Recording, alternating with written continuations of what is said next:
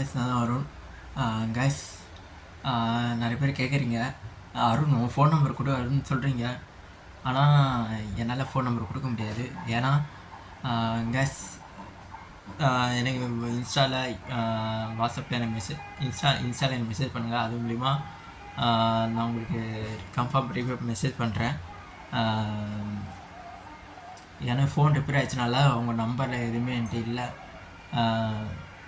June artist, அப்புறம் agents, அப்புறம் நிறைய ஏஜென்ட் நம்பரெலாம் வச்சுருந்தேன். ஜூன் ஆர்டிஸ்ட் நம்பரெலாம் வச்சுருந்தேன். அப்படியே ஜாலியாக ஷூட்டிங்லாம் போயிருந்தேன். 1 மாதம் ஆயிடுச்சு ஷூட்டிங்லாம் போய். ஃபோன் ரிப்பேர் ஆயிடுச்சு. இப்போ வேறு புது ஃபோன் தான் பேசின்னு இருக்கேன். என் ஃப்ரெண்ட்ஸ்லாம் சொல்லியிருந்தா ஃபோன் நம்பர் கொடுத்துருவாருன்னு சொல்லுவீங்க. ஃபோன் நம்பர் ஈஸியாக சொல்லிடலாம். ஆனால் ஃபோன் நம்பர் கிடச்சிருந்தா நிறைய பேர் யாரும் புது ஆளுங்களாம் கால் பண்ணுவாங்க. ரொம்ப கஷ்டமாக இருக்கும், டிஸ்டர்பாக இருக்கும். எல்லோரும் இப்போ நீ வீடியோ பார்க்குற, அதுலேருந்து உனக்கு யாராச்சும் புது ஆளை வந்து கால் பண்ணி உனக்கு சான்ஸ் ஆகலாம் நீங்கள் சொல்லுவீங்க. எனக்கு ஏன்னு தெரியல, வாட்ஸ்அப் நம்பர் கொடுக்க கொஞ்சம் பயமாக தான் இருக்குது. ஏன்னா அன்னையும் கால்லாம் வரும். ஏன்னா ஏகப்பட்ட மெசேஜெலாம் வருது. அதான் யார் தெரிஞ்சவங்களும் சொல்லிவிட்டு தெரிஞ்சவங்க கிட்ட தான் சான்ஸ் கேட்குறது, சினிமாக்கா பேசுறது, அந்த மாதிரி தான்.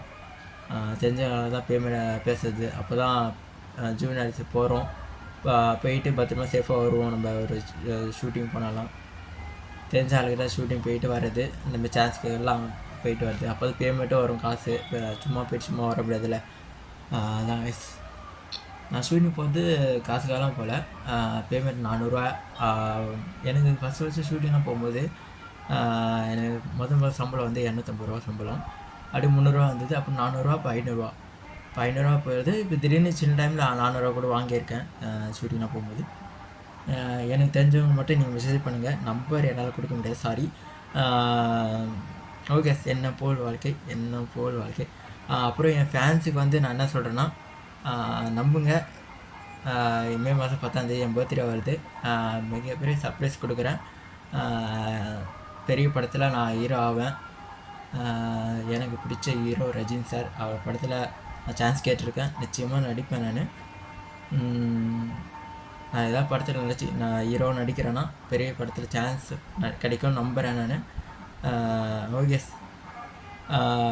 நீங்கள் கொடுக்க தைரியத்தில் தான் நான் எல்லோருக்கிட்ட டேரக்டர் எல்லோரும் பேசுகிறேன். நான் கன்ஃபார்ம் பர்த்டேக்கு வந்து நான் ஏதோ படத்தில் வந்து ஹீரோவாக நடிப்பேன். அது உங்களுக்கு கன்ஃபார்ம் சொல்கிறேன். ஓகே, என்ன போல வாழ்க்கை. Bye case.